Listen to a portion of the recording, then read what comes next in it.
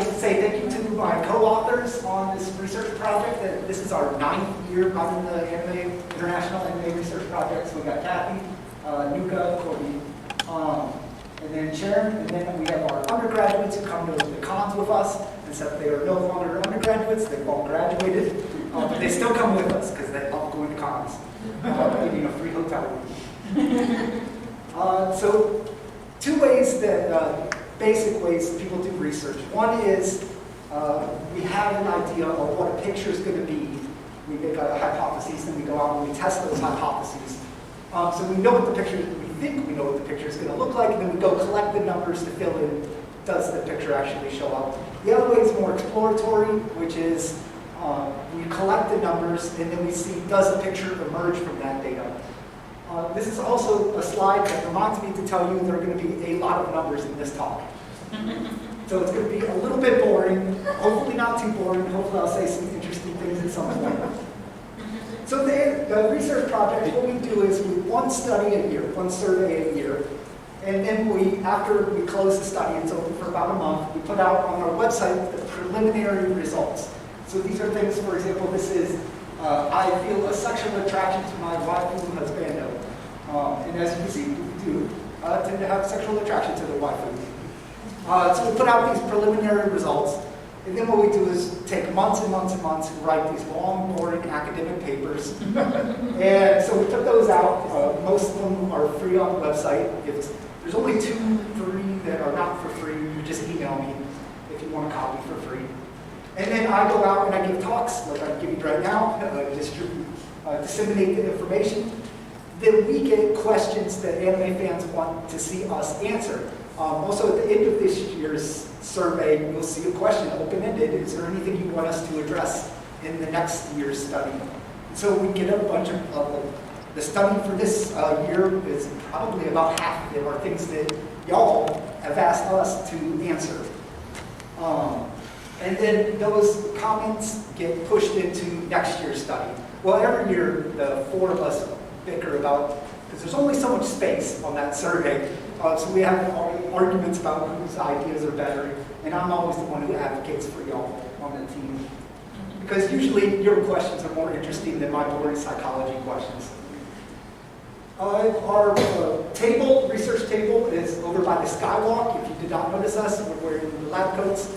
And if you think that wearing a lab coat is a gimmick, it's not. I mean, all my graduate students wear lab coats in my lab. And so there are hours that we're going to be at the research table. Please stop by, grab a paper pencil survey, fill it out, bring it back during one of those times, one of those days.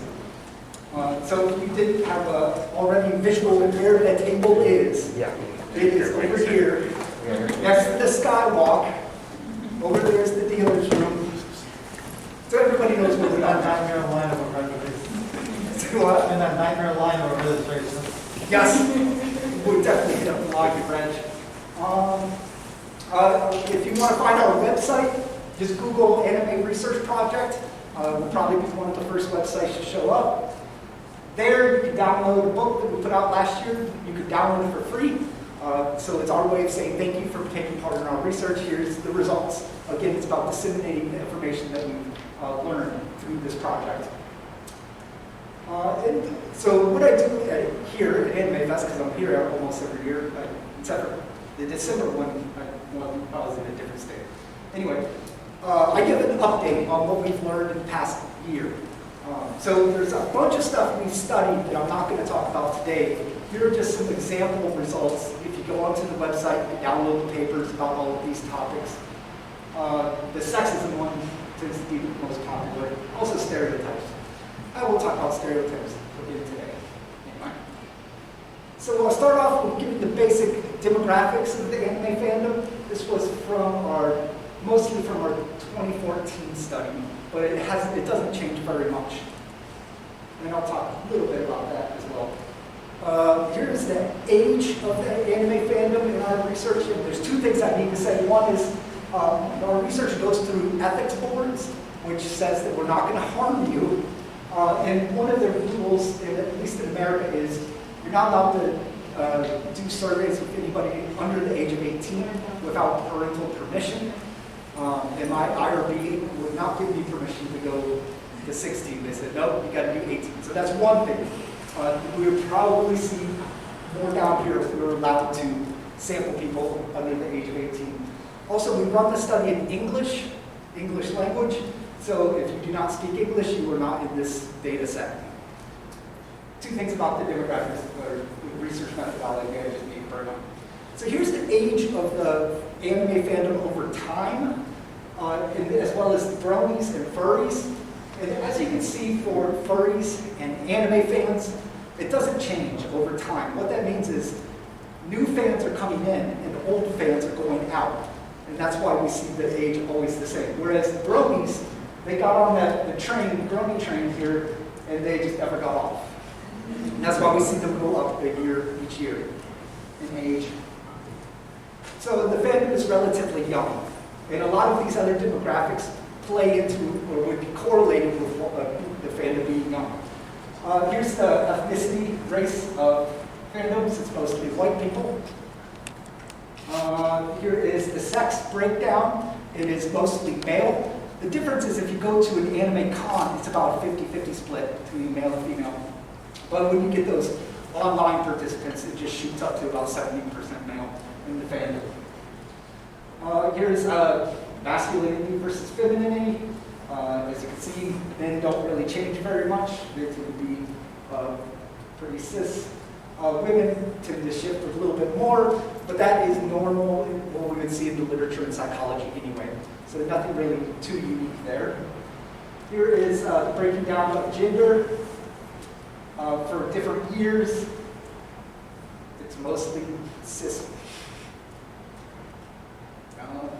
Here is sexual orientation. This is what's called the Kinsey scale from the famous sex researcher Kinsey. So it goes from exclusively heterosexual to exclusively homosexual, and then Kinsey also had asexual in his data as well. But as you see, it's especially for the men in the anime fandom, they tend to be heterosexual mostly. Women shift a bit more, but again, we see that in the psychology literature. Women do shift more in general. Here is the relationship status of anime fans. As you can see, there are a lot of single people, especially the men. I know that wasn't depressing. Never mind. Here is the education breakdown of the anime fandom. So again, because the anime fandom is young, most people right now are in college. But if we were able to get under 18-year-olds, we'll probably see a big bump in high schoolers. But people are either in college or have completed college. This data also shows that anime fandom as a whole is relatively well educated. Here's the breakdown in terms of occupation. As I was just saying, most of them tend to be in college at the moment, so we've got a big chunk of students.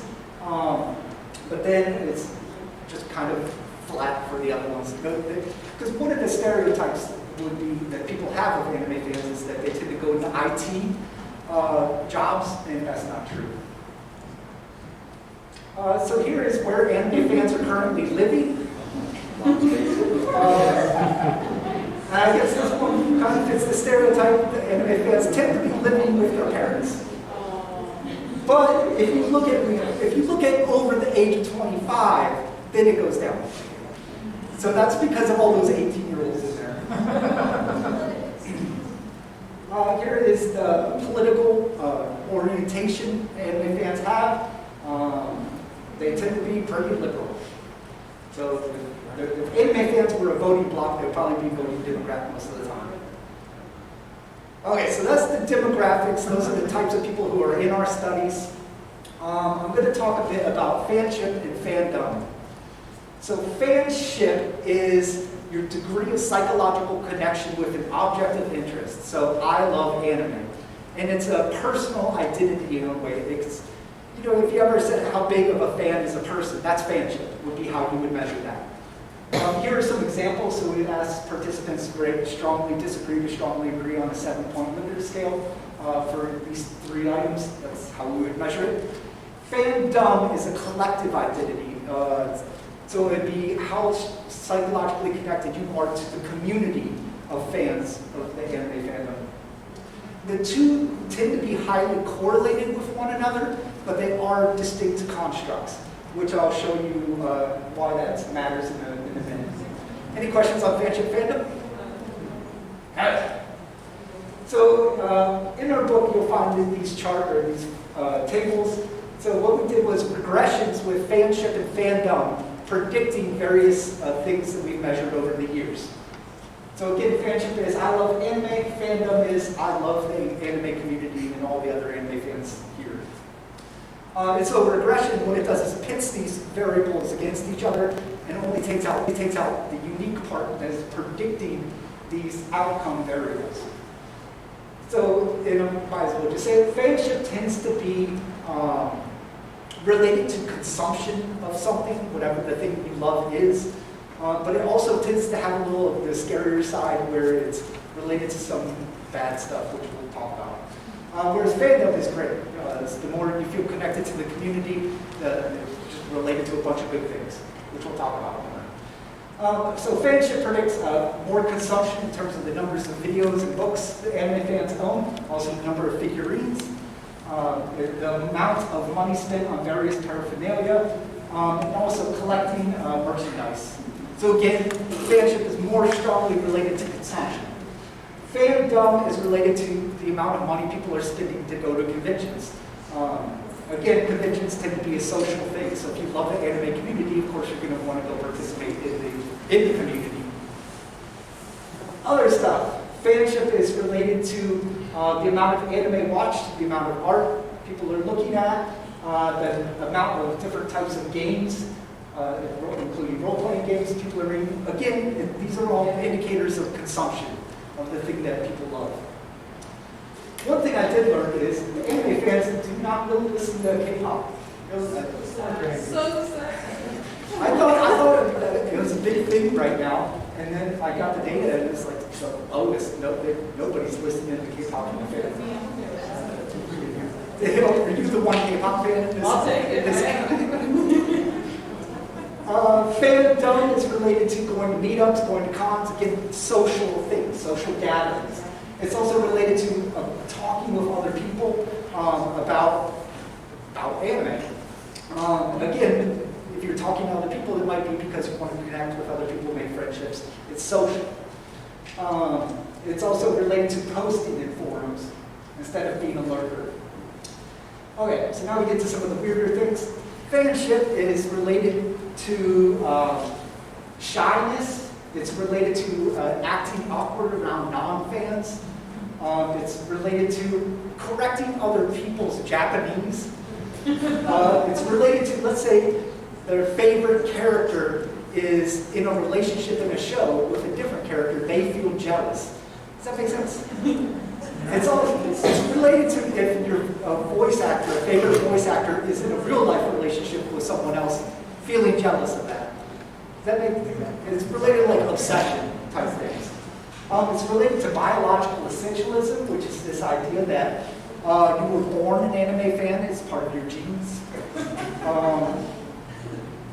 Yeah. So fanship is related to some more scary stuff. That was my point. Fandom is related to having more face-to-face friendships, the number of anime friends who are also anime fans. It's related to seeking harmony in discussions with other people. It's related to also self-esteem and being proud of being part of the anime family. Some other stuff. This one's mostly about how negative fanship can be when you're over extreme high on fanship. It's related to immersion into media, whatever that media is. So these are various measures of immersion that are closely related. It's related to having more dreams, that the dreams are about anime in some way.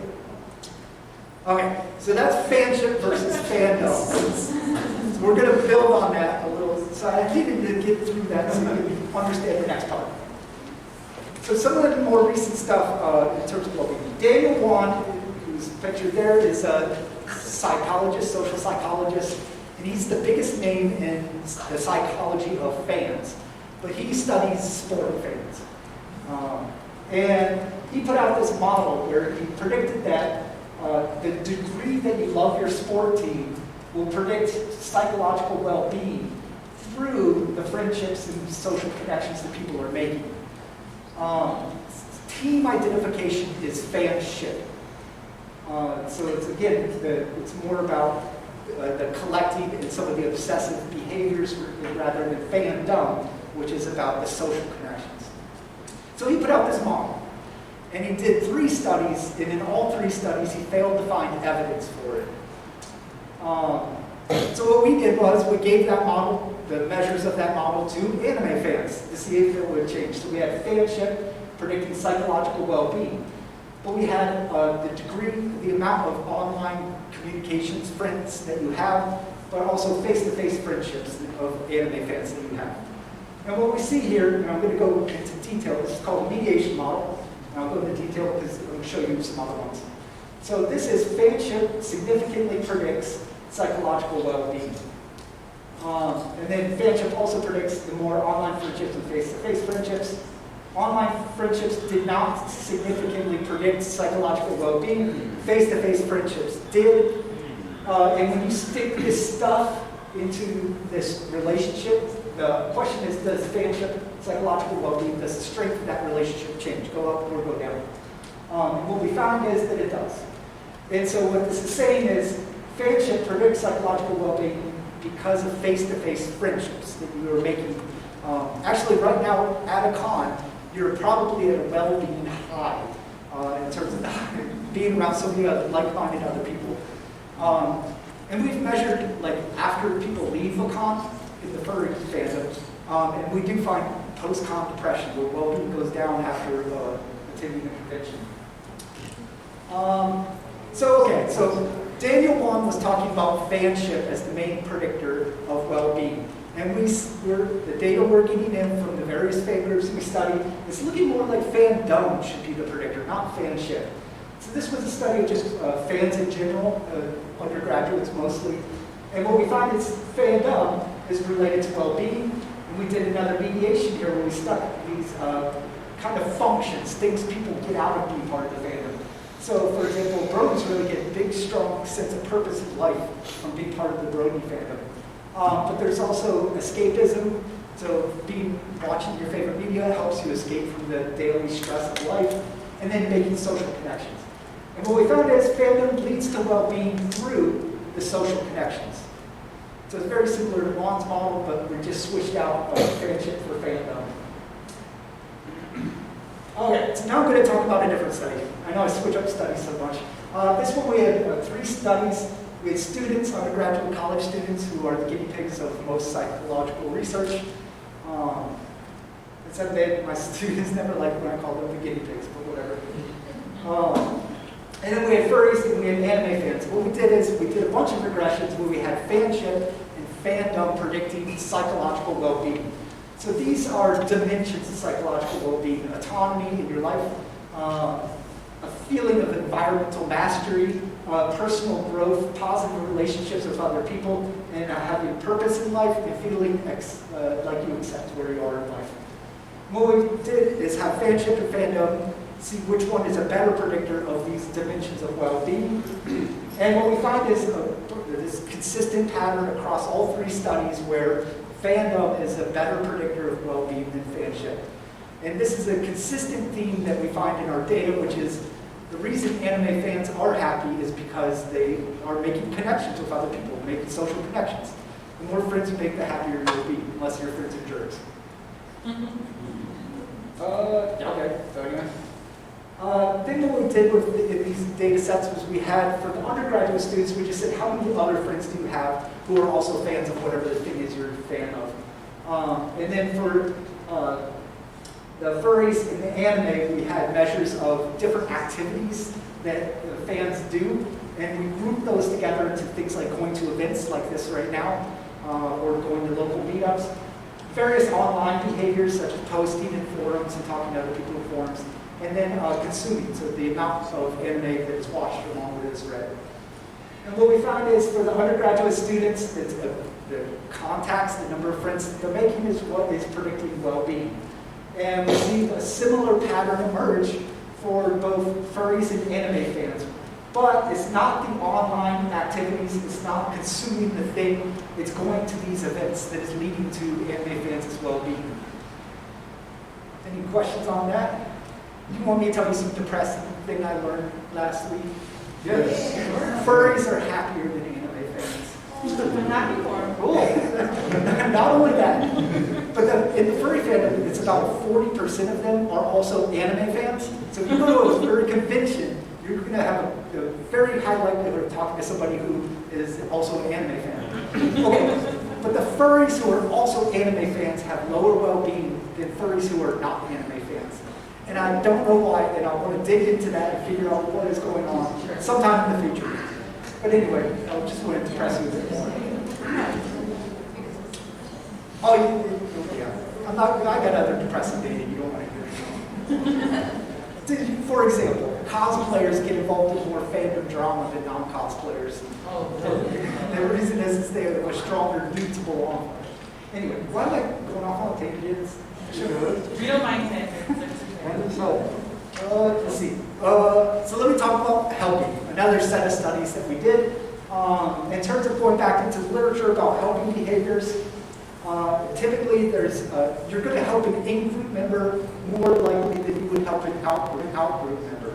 So Tajfeld's social identity theory, what he did was he got him into the lab and he said, you're in group A, you're in group B. Then he had him do like a task where they had to assign tokens. Group A would try to give more money or tokens to their group than the group B. Does that make sense? Okay.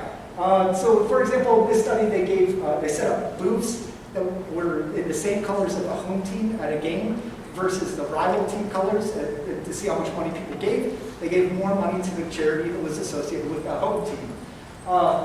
In this study, it's actually a really good study. They brought the participants into the lab. They said, just think about how much you love that. It was over in England, so it was a football team.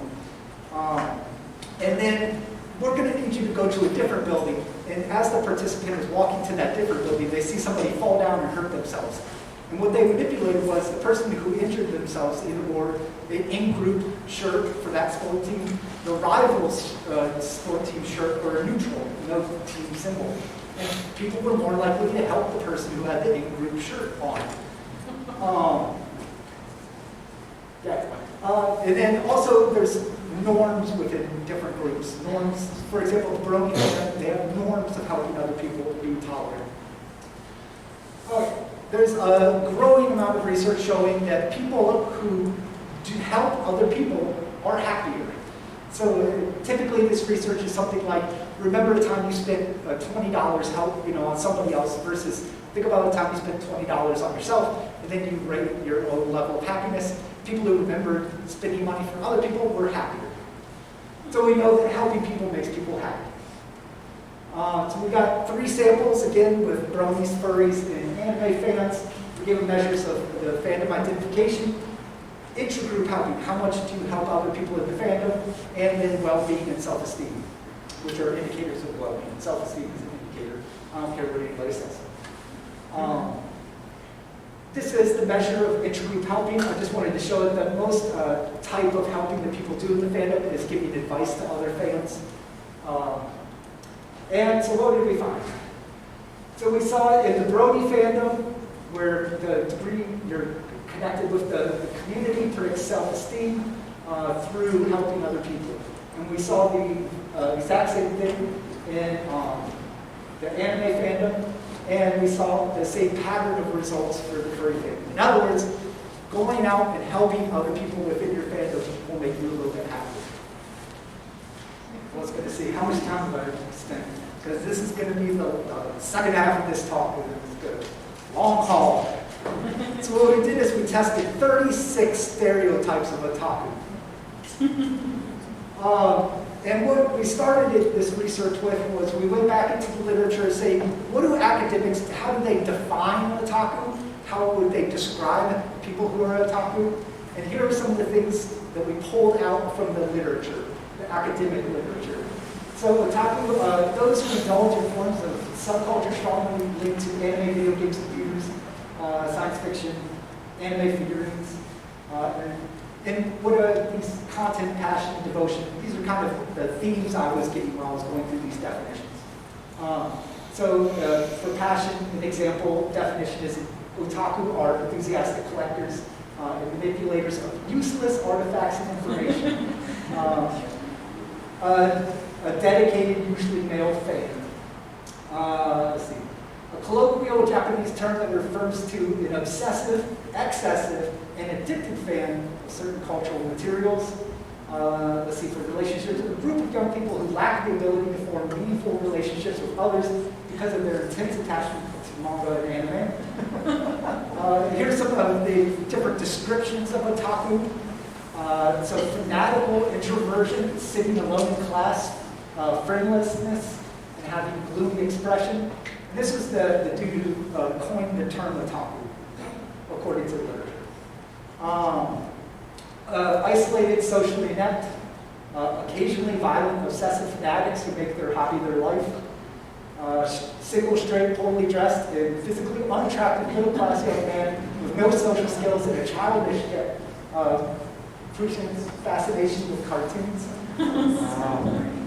So they're not saying very good things about otaku, as you can see. That was my point. I'm going through that.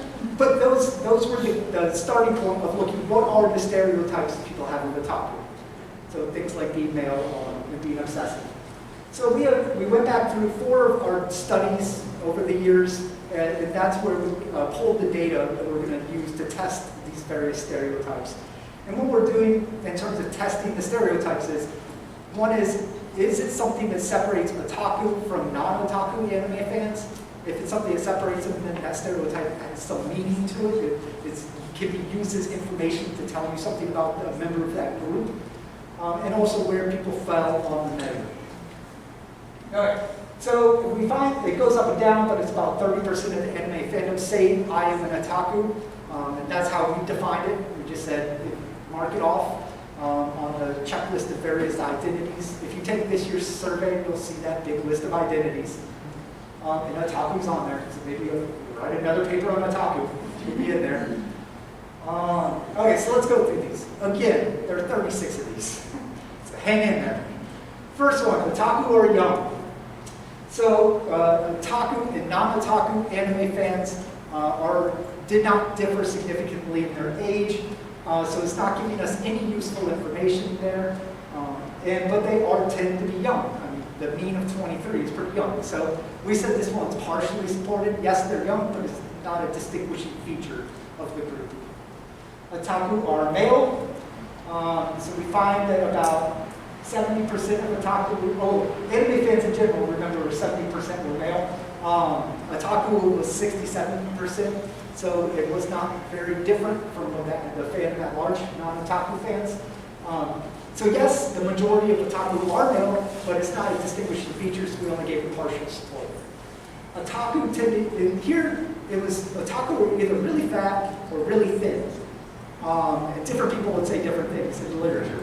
So we got a BMI, which is body mass index, is a measure that people use where you get your height and your weight, and you can see where you fall. It's not a great measure, but whatever, it's one that a lot of people use. Otaku did not differ from non-otaku on their body mass index scores, but that doesn't really tell us either being really fat or really thin. So we did a distribution, and what we see is, we should see a bimodal distribution, which means 2 humps, but we are not seeing that, so that stereotype was not supported. Otaku tend to be single, not in a relationship. We find that there's similar levels of being single. So again, otaku tend to be single, but it's not a distinguishing feature of the group. So we gave it partial support. Otaku are straight or heterosexual. We find that 62% of non-otaku, 60% of otaku tend to be exclusively heterosexual. So yes, the majority of otaku do tend to be cis, but it's not a distinguishing feature, so only partial support. Otaku are middle class. Okay, so we have different measures of seeing whether or not somebody, where you fall in the class hierarchy within a society. So we'll go through some of these. The first measure or indicator is just how much money do you make. And otaku and non-otaku did not differ on the amount of money that they make. The number of bathrooms in the home in which you grew up The idea being that the more bathrooms you had in your childhood home, the richer probably your parents were. We find no difference between the otaku and non-otaku anime fans. And another one is we give participants this ladder. We say people at 1 are the lowest within your society, whatever culture you're in, whereas 10 are like the richest, most prominent people, where you fall on this ladder. And so no difference between otaku and non-otaku. So all these indicators say, yes, otaku are middle class, but it's not a distinguishing feature, so we give partial support. Otaku live with their parents. What we see is very little difference, not a significant difference, and it's below, it's in the minority, so we said that one's not supported. Otaku are neats. So we, as you had seen earlier, we have the occupation data, and we find that there's very little difference between otaku and non-otaku in terms of not working at the present time. So that stereotype is not supported. Otaku are not athletic, so we measured this a few different ways, just similar to that income data. So we find that non-otaku were significantly more likely than otaku to be a sport fan. Non-otaku played slightly more sports growing up. And then non-otaku liked sport more than, in other words, otaku did not like sport, basically. And so there are these distinguishing features. They did tend to score high on these measures, above the midpoint, so we said that one's supported. Otaku are introverted. The anime fandom in general tends to score pretty high on introversion versus extroversion. And so what we find is that non-otaku did not differ, but that is the lower scores mean more introverted, higher scores means extroverted. 4 is the midpoint of that measure. So they do tend to score more introverted, but it's not a distinguishing feature, so we gave it partial support. Otaku are socially awkward around non-fans. It's well below the midpoint, even though it's significantly different, so we made a judgment that we're not going to say that one's supported. Otaku are not socially awkward. Moving on, otaku do not have friends. There was a similar level of the number of friends that both otaku and non-otaku fans have. And 9 is actually a good number for a social network of friends that we see in the literature. The one difference was that otaku had one more anime fan friend than non-otaku. So we said this one's not supported. In other words, otaku have friends. Otaku have poor hygiene, so we gave anime fans a measure of hygiene. Basically, you're washing and whatnot. And both otaku and non-otaku were very similar. They scored below the midpoint, so we said this one is not. In other words, otaku are showering. Otaku are immature, so we created a measure of maturity because it wasn't a really good one in the literature, and we gave it to everybody. And we find that otaku and non-otaku are not significantly different, and that's above the midpoint. So say I am a mature person, so that is not supported. Otaku are not immature. Otaku are nerds and geeks, so we gave them a measure of identification with nerds. And what we find is that otaku are significantly higher in terms of identifying with nerds than non-otaku anime fans. And that is well above the midpoint of the scale, so that one is supported. Otaku are gatekeepers of fandom-related knowledge. This idea was that in the literature they talk about otaku are the kind of people who spread word of mouth about certain anime that helps it spread.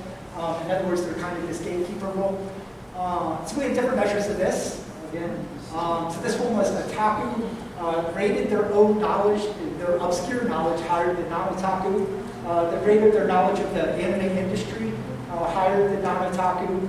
And they felt they were more knowledgeable about Japanese culture. And all of these are above the midpoint of the scale, so that one was supported. Otaku do a lot of word of mouth. Gave them a measure of how much word of mouth do you spread about anime. And we find that otaku were significantly higher, and it was above the midpoint, just barely, but it was above. So we said that one supported.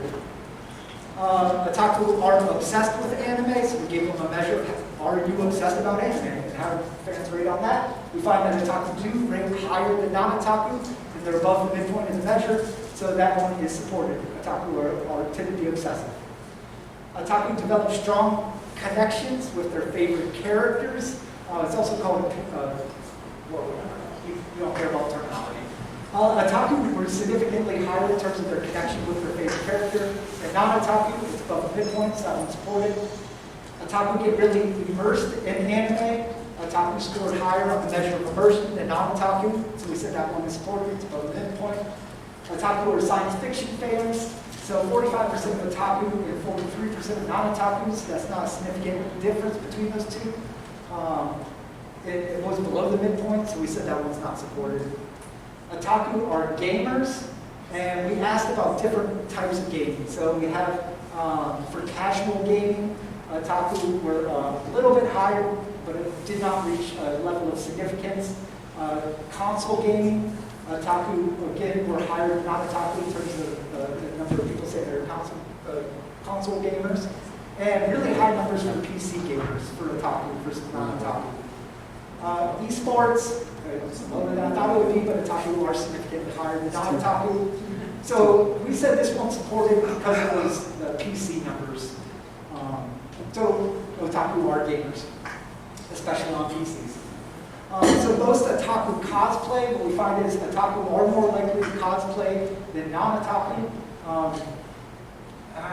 It's higher, it's getting close to the midpoint, so we give you partial support. Otaku collect anime figurines, so we asked people how many anime figurines do you have? And it's really weird in terms of the fandom in general. It's either you have none or you got like 1 billion. There's very little distribution there. So what we find is otaku do collect more figurines than non-otaku, so we gave this one kind of partial support. Otaku love computers, so we gave a measure of technology usage, and we find that otaku do score higher on the amount of different types of technology that they use than non-otaku, and that's well above the midpoint, so we said that one supported. Otaku engage in piracy, so we gave fans a measure of where do you get your anime from?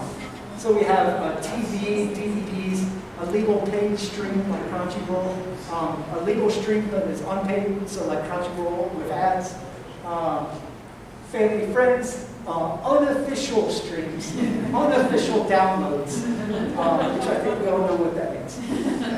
And what we find is otaku do score higher on the pirated websites than non-otaku. So yes, otaku, that one is supported, otaku do tend to engage in piracy. Otaku frequently consume anime-themed pornography. So we had different measures of porn usage. So we see as otaku scored higher in terms of a measure of you joined the anime fandom due to porn, but it's below the midpoint. Otaku rated their frequency of pornography consumption significantly higher than non-otaku, and that one is above the midpoint. And then otaku consumed a higher proportion of specifically anime-themed pornography than non-otaku, but that one's a little below the midpoint. So we taking all of that together, we said kind of partial support. They do consume more than non-otaku, but it's not excessive all-day porn consumption. Otaku are lolicons. So what we did is we created 10 items where we had anime fans rate various things about lowly characters. And we also had them rate Shota characters. And there was very little difference between Shota and lowly in terms of their attitudes. So we had 10 items. We did a factor analysis, which is a measure of showing groups or clusters within items. And so we found 2 main factors, and then we had a single item that did not load on those 2 factors. It's the 2 factors. One was attitudes, the sexualized representations of lovely are not harmful, so not harmful, and it is not child pornography. And then, what was the other one? And then the importance of lowly characters. So the belief that lowly characters are important to the anime fandom. So we're not, just crystal clear, we're not measuring, do you look at sexualized pics of lowly characters? All we're asking, what are your attitudes towards these characters? And that's all we can, so we can't directly give it this stereotype, but this is kind of indirect data about this stereotype.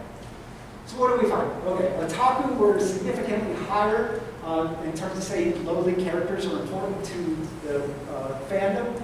Otaku were also significantly higher on that factor that they do not believe that lowly characters, sexualized representations art, child pornography.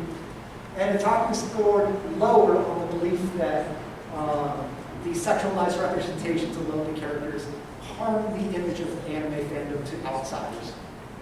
So if you take all of that together, that's kind of partial support.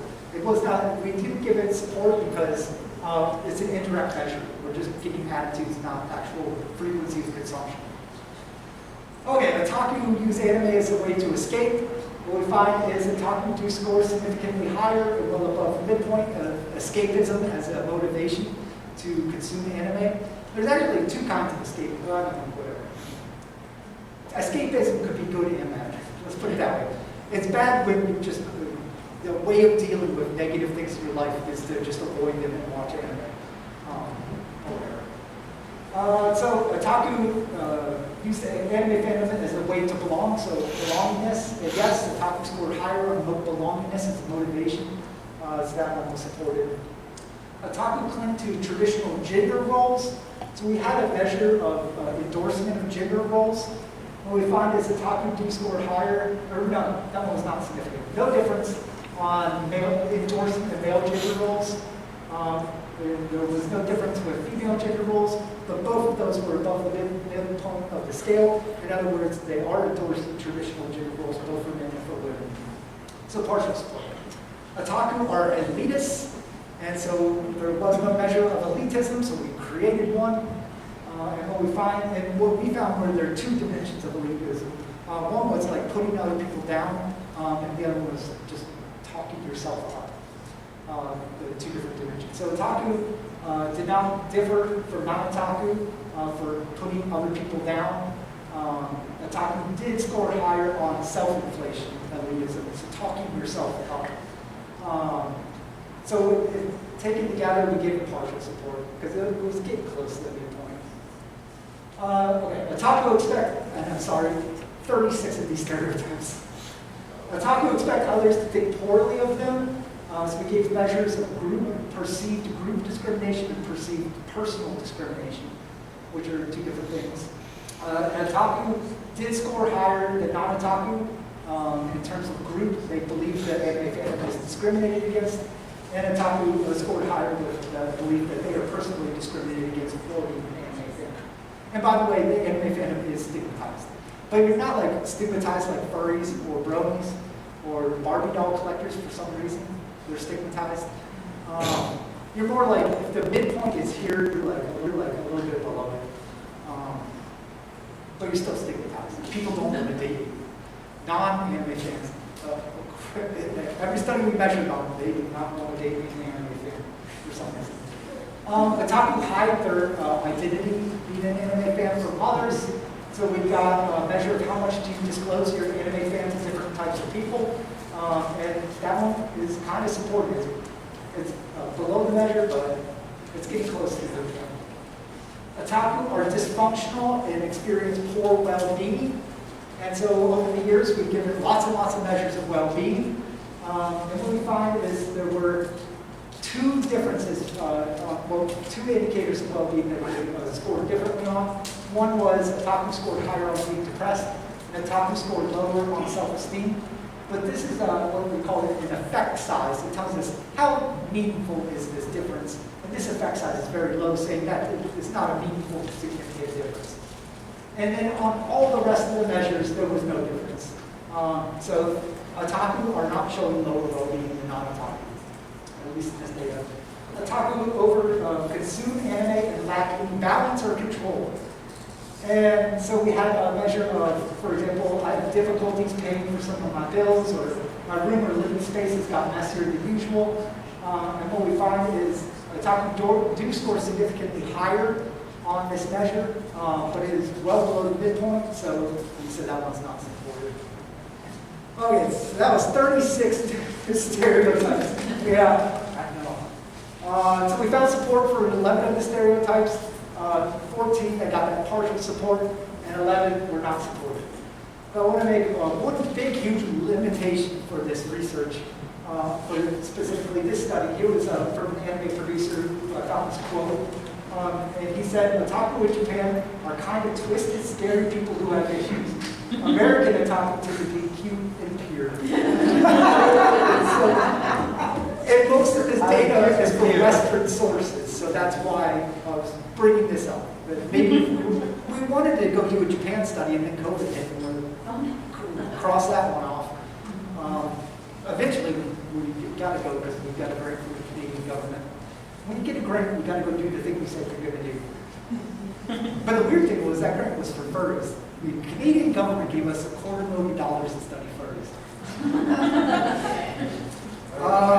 If you please go take our survey this year, do the paper pencil. You can get on our website, do it online if you don't want to do it right now. But so next year when I come and talk, I can give you an update on what I find from y'all from this right now. There are the times that we're at our research table. Again, it's over by the skywalk. It's difficult to miss us. You can go to our website where we have a book that we wrote about the project that you can download for free. And a bunch of academic papers on there as well that you can download for free. So thank you. Any questions?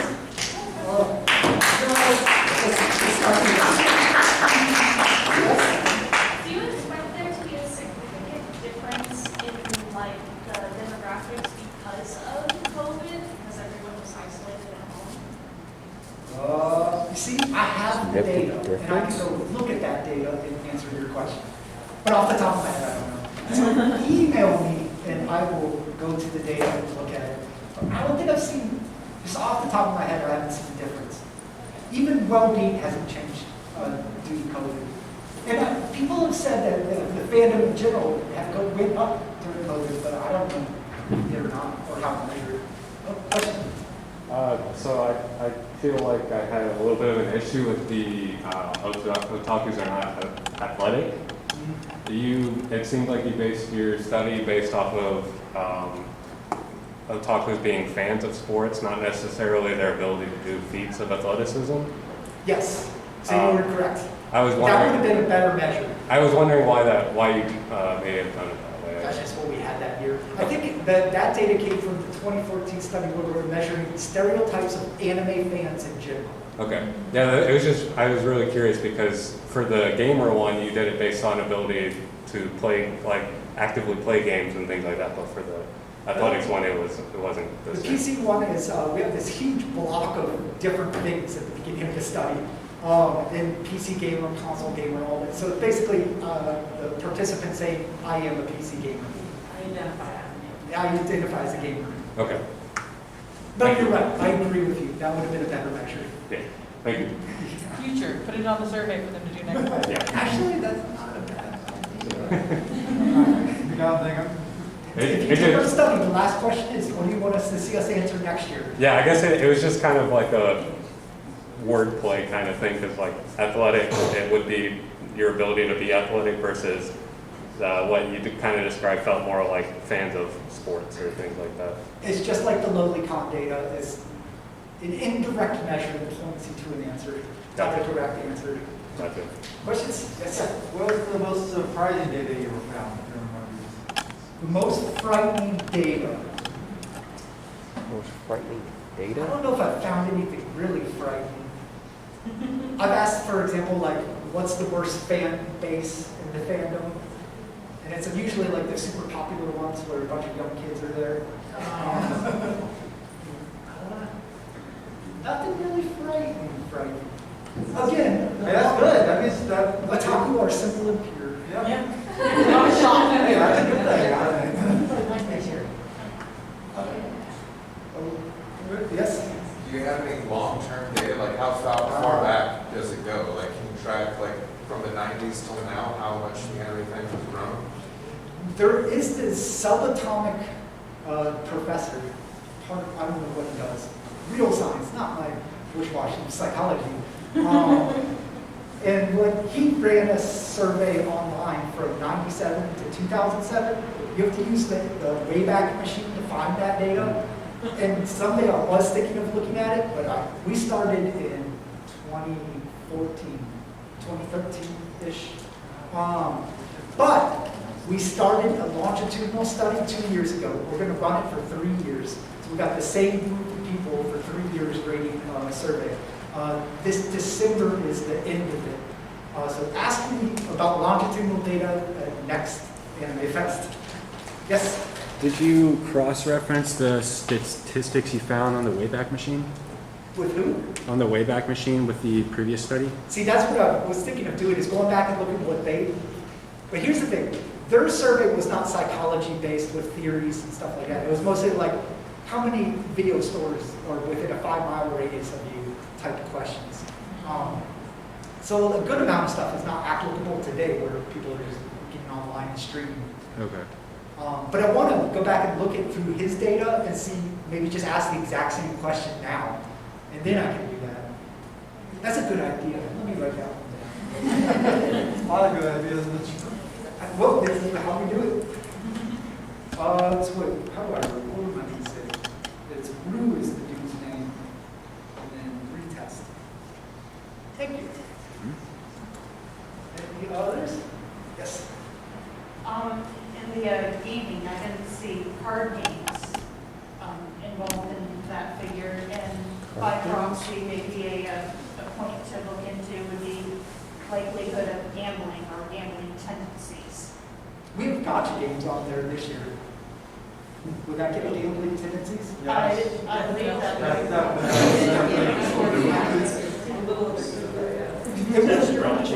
Also this year, we're going to be looking at VTubers. That seems to be growing ever bigger in the family. Also, this year, we're looking at sexual fantasies. We got some sex questions on there for you.